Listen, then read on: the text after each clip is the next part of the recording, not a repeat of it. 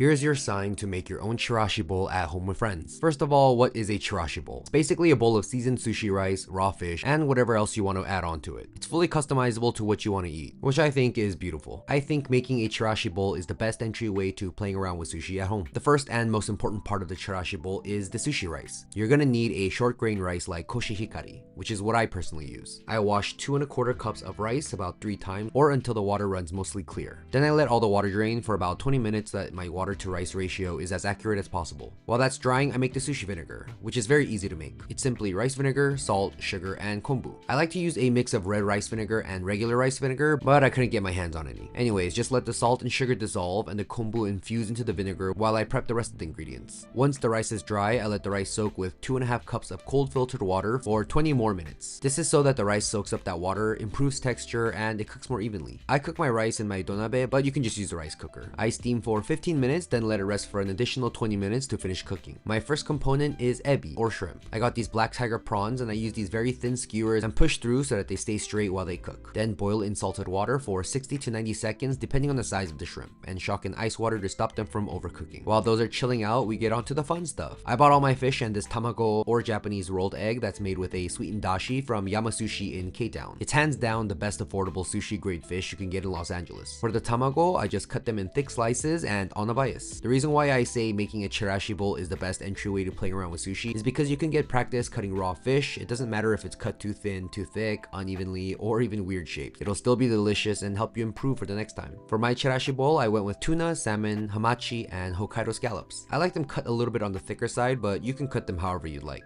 Make it your own. Now that the shrimp have chilled, I removed the legs and shell, trimmed the ugly bits, and sliced them in half from the stomach to the back, leaving that little flap of skin so that they stay connected. I also like to let them sit in a little bit of that seasoned sushi vinegar. Now that the rice is done, I pour it into a large bowl, pour the sushi vinegar evenly over the rice, and gently start to break up the larger clumps of rice. You don't want to be too rough or mix it too much. The more you touch it, the stickier it gets. Just fluff it around until the rice is coated. At my first sushi job, I had to make sushi rice for a month every day before I was even allowed to serve it to the customers. It's taken very seriously. All that's left to do is plate it up. Sushi rice on the bottom, a few slices of nori, tamago, ebi, hamachi, salmon, tuna, scallops, avocado rose, a few radish sprouts, pickled ginger, and a wasabi leaf. And it's time to eat. What would your choices be?